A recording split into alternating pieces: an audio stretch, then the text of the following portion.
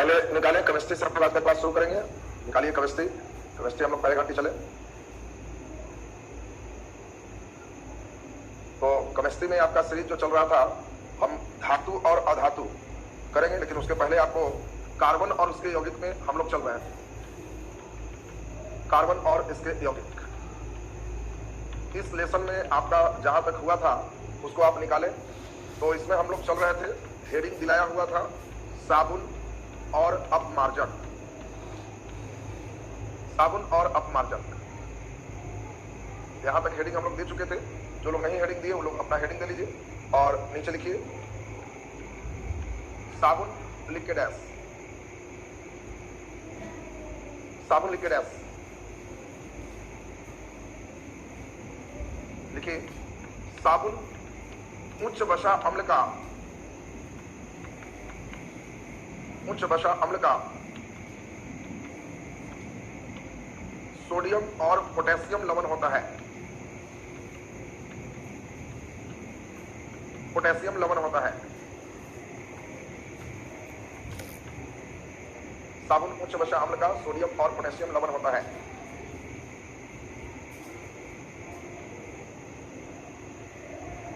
नीचे लिख दीजिए। साबुन के लिए हम लोग पिछले क्लास में फॉर्मूला देखे थे, C17H35 COONA, C17H35 COONA या C15H31 COONA या के भी हम लोग कर सकते हैं। C17H35 COONA।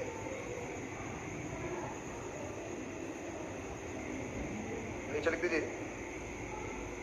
साबुन दो प्रकार के होते हैं।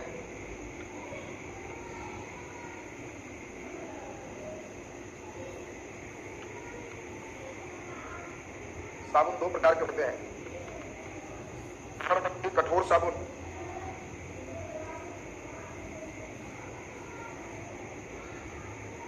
कठोर साबुन गैस लेके लिख दीजिए। उच्च वसा अम्ल में, उच्च वसा अम्ल में कास्टिक सोडा मिलाने से, कास्टिक सोडा ब्रैकेट में NaOH, कास्टिक सोडा मिलाने से कठोर साबुन का निर्माण होता है। कास्टिक सोडा मिलाने से कठोर साबुन का निर्माण होता है। कठोर साबुन का निर्माण होता है। नीचे लिख दीजिए। दूसरा नंबर मृदु साबुन,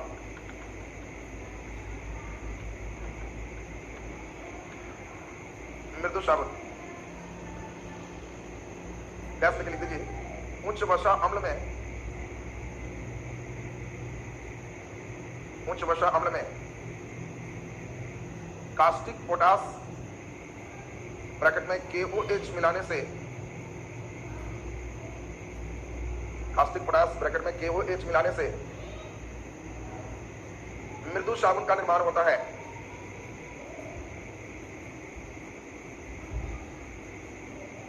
मृदु साबुन का निर्माण होता है। मृदु साबुन का निर्माण होता है। नीचे डैश लेके लिख दीजिए। साबुन कठोर जल के साथ, साबुन कठोर जल के साथ झाग उत्पन्न नहीं करता है। साबुन कठोर जल के साथ झाग उत्पन्न नहीं करता है। झाग उत्पन्न नहीं करता है। साबुन कठोर जल के साथ झाग उत्पन्न नहीं करता है। नीचे छोटा सा पार्ट लिख दीजिए। कठोर जल या जल की कठोरता, जल की कठोरता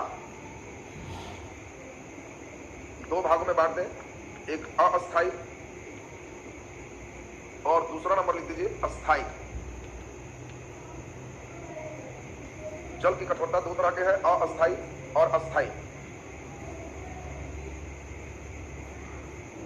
अस्थाई में लिख दीजिए कैल्शियम और मैग्नीशियम के, कैल्शियम और मैग्नीशियम के बाइकार्बोनेट के कारण,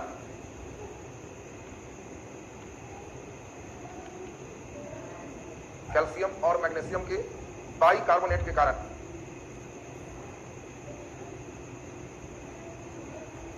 बाइकार्बोनेट के कारण, और अस्थाई तरफ लिख दीजिए कैल्शियम और मैग्नीशियम के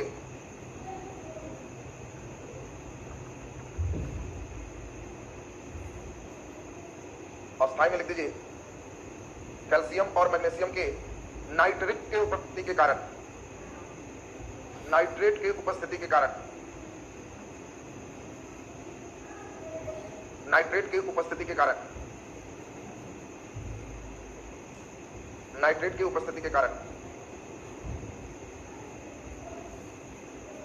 नीचे डैश देके लिख दीजिए साबुन से अधिक झाग उत्पन्न करने के लिए, साबुन से अधिक झाग उत्पन्न करने के लिए, साबुन से अधिक झाग उत्पन्न करने के लिए इसमें रेजिन मिलाते हैं। झाग उत्पन्न करने के लिए इसमें रेजिन मिलाते हैं, रेजिन मिलाते हैं।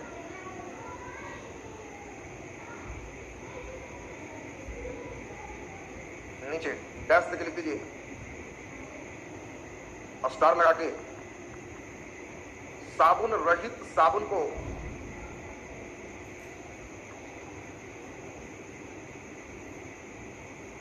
साबुन रहित साबुन को अपमार्जक कहते हैं।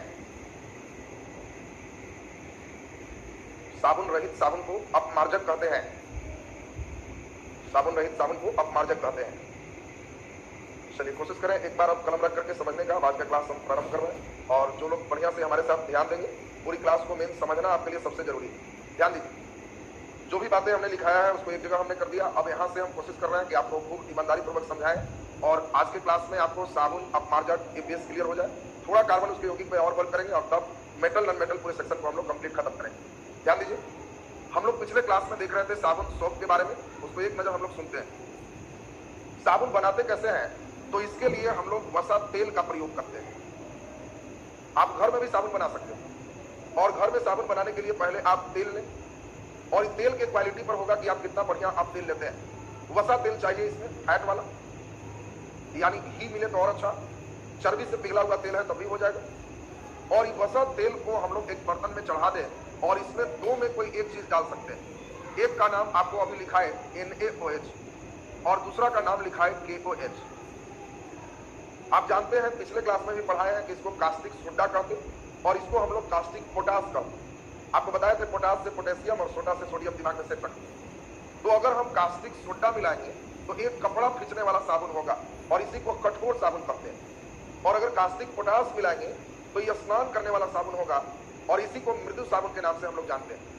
इसमें जैसे ही वसा तेल का मतलब हो गया कि आप इसमें कोई भी घी ले लें, फैट का ऑयल ले लें और इसमें थोड़ी सी इसको मात्रा डालें और जब गर्म करेंगे तो जस्ट लाइक हलवा जैसा, केक जैसा तैयार हो जाएगा। और थोड़ा सा इसमें नमक की मात्रा ऐड करना होता है, बहुत हल्का, और तब इसको किसी भी बर्तन में आप डाल दें, सूख जाएगा तो साबुन की आकृति में तैयार हो जाएगा। आपके घर में अच्छा साबुन है कि खराब साबुन है, इसको पता लगाने का एक ही तरीका है, साबुन का प्रयोग करें। अगर अंतिम तक ये साबुन टूटता नहीं, ये अंतिम तक साबुन एकदम बहुत पतला होते हुए भी आपका चल रहा है, तो ये अच्छे साबुन का पहचान है। अगर ये साबुन बीच से चटक रहा है, टूट रहा है, तो इसका मतलब ये बेहतर साबुन नहीं है। अब हम लोग इसमें देखें, इस साबुन में हम लोग देखें कई बार और झाग की जरूरत होती है, फेम की जरूरत होती है। अब हजामत बनाना है तो दाढ़ी बनाने के लिए इतने झाग से काम नहीं चलेगा, हमें और झाग चाहिए। तो हजामत बनाने वाला भी साबुन होते हैं। आप देखना कई जगह सैलून में साबुन होगा जिस पर ब्रश ऐसे ऐसे रगड़ेगा तो पूरे झाग दे देंगे। तो ये अधिक झाग के लिए इसमें हम लोग रेजिन का प्रयोग करते हैं। तो इतनी बातें फिर से एक बार आपको सुना दें। साबुन उच्च वसा अम्ल का सोडियम या पोटेशियम लवण होता है। अगर हम सोडियम हाइड्रोक्साइड डालेंगे तो सोडियम लवण होगा, पोटेशियम हाइड्रोक्साइड डालेंगे तो पोटेशियम लवण होगा। और इसीलिए आपको शुरू का लाइन लिखाया है कि साबुन उच्च वसा अम्ल का सोडियम या पोटेशियम लवण होता है। फार्मूला आपको बता दिए कि C15 17 कुछ भी चल सकता है। आप कह सकते हो C15 तो H31 और COO, फिर आप आराम से NK या K किसी को डाल सकते हो।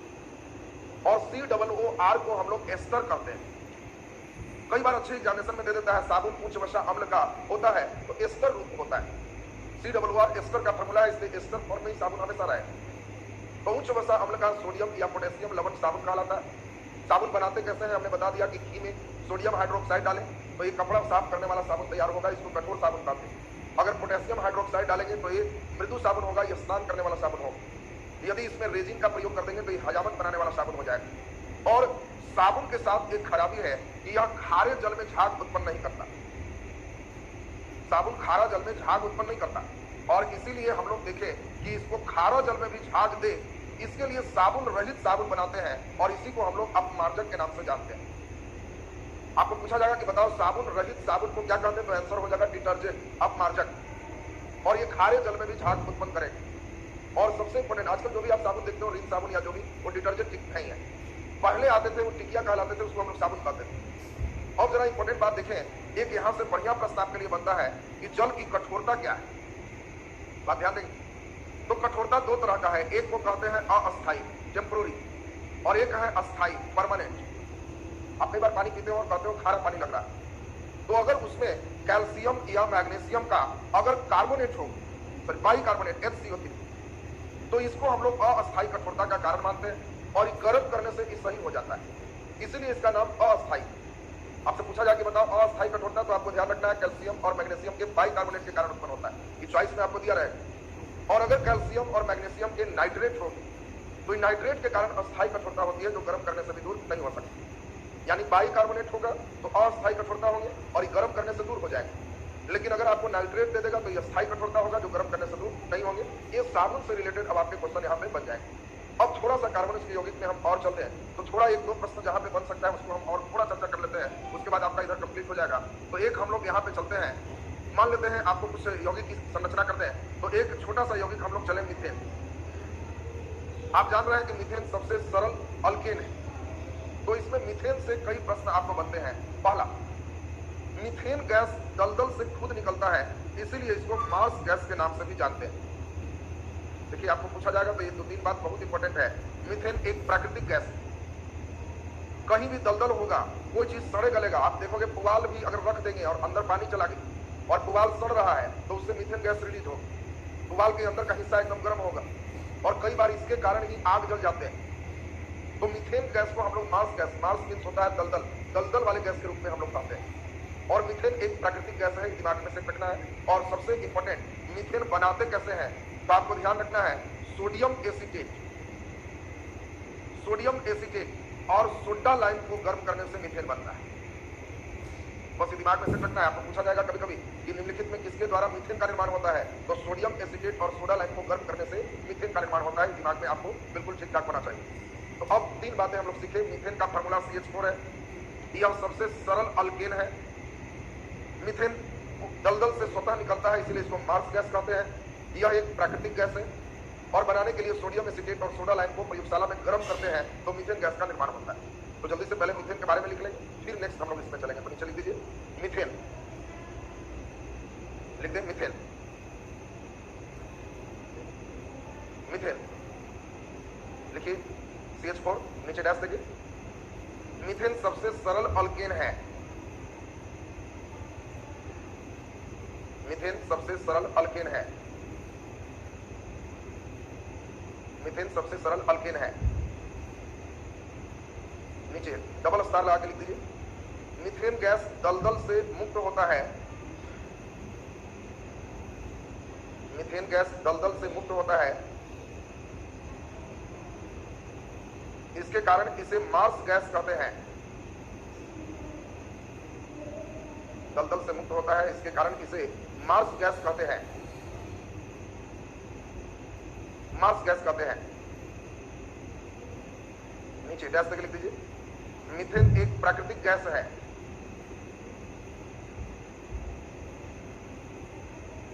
मीथेन एक प्राकृतिक गैस है, मीथेन एक प्राकृतिक गैस है। नीचे डैश करके लिख दीजिए सोडियम एसीटेट और सोडा लाइम, सोडियम एसीटेट और सोडा लाइम, सोडियम एसीटेट और सोडा लाइम, सोडियम एसीटेट और सोडा लाइम को गर्म करने से, सोडियम एसीटेट और सोडा लाइम को गर्म करने से मीथेन गैस का निर्माण होता है। सोडियम एसीटेट और सोडा लाइम को गर्म करने से मीथेन गैस का निर्माण होता है।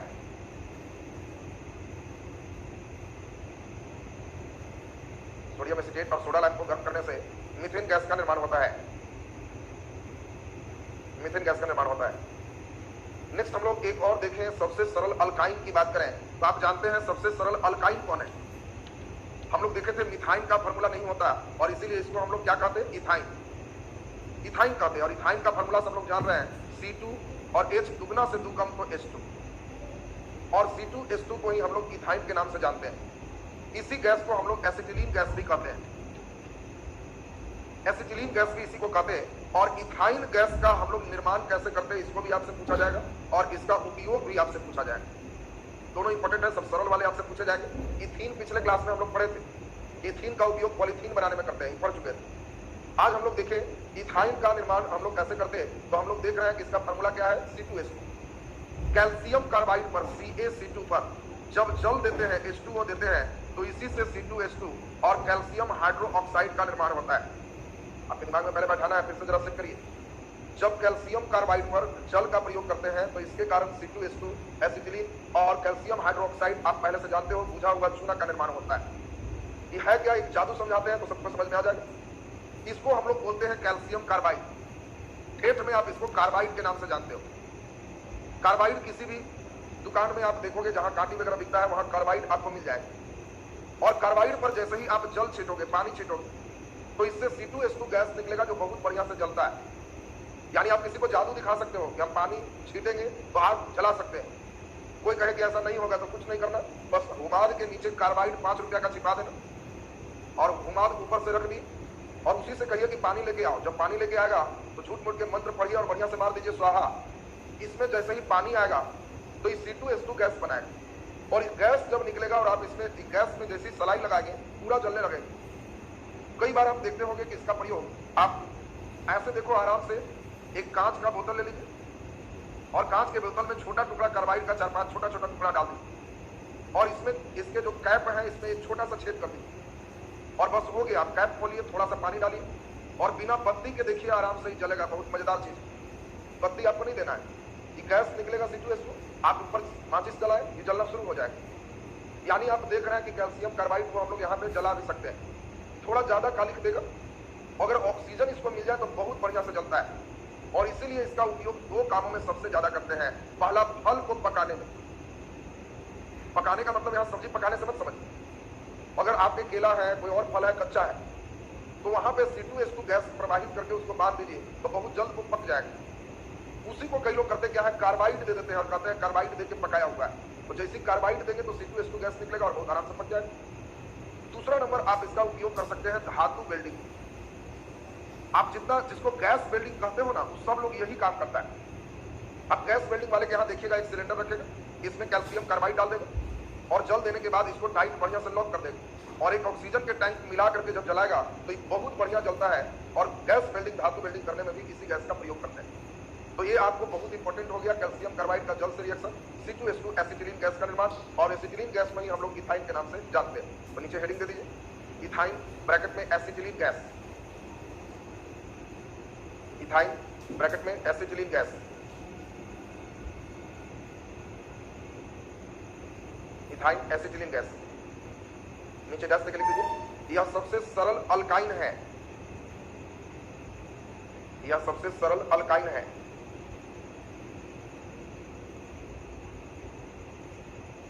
यह सबसे सरल अल्काइन है। नीचे लिख दीजिए, एसिटिलीन गैस के निर्माण के लिए, एसिटिलीन गैस के निर्माण के लिए,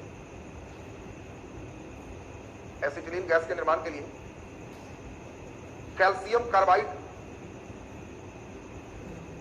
कैल्शियम कार्बाइड का जल के साथ अभिक्रिया कराते हैं। कैल्शियम कार्बाइड का जल के साथ अभिक्रिया कराते हैं। कैल्शियम कार्बाइड का जल के साथ अभिक्रिया कराते हैं। रिएक्शन लिख दीजिए, कैल्शियम कार्बाइड CaC2 प्लस जल, C2H2 प्लस CaOH का होल्ड। अंतिम में आप देखोगे उस सिलेंडर से बुझा हुआ चूना जैसा निकालेगा, उसी वो इसका वोल्ट है। इसी गैस को हम लोग एसिटिलीन गैस के नाम से जानते हैं। CaC2 प्लस H2O बन जाएगा C2H2 प्लस CaOH का वोल्ट। चलिए नीचे स्टार लगा के डैश करके लिख दीजिए। इथाइन या एसिटिलीन गैस का प्रयोग, इथाइन या एसिटिलीन गैस का प्रयोग, इथाइन या एसिटिलीन गैस का प्रयोग हल पकाने में और धातु वेल्डिंग में करते हैं।